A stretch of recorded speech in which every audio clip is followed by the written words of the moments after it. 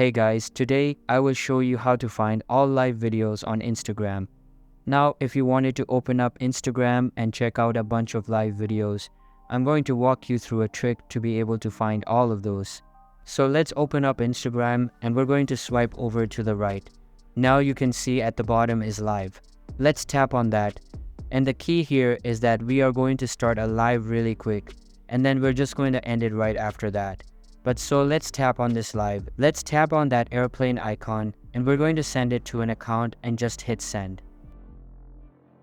Now that you've done that, you can immediately end this live. Before anybody hops on, you can hit discard video and discard. So basically what we've done is we've started a live, we sent it to a friend, and then we closed it. So now we'll tap on the messages at the top right. And then I'll go into that chat where we send live video and you can see this live has ended. But it now has the ability to watch more live videos. So I can tap that live video and it will pop up with a bunch of random live videos. So all I have to do is scroll through this list and I can see all these different live videos. I can hit this see all button. It gives you a bunch of different options in terms of seeing live videos. That's it for today. Thanks for watching.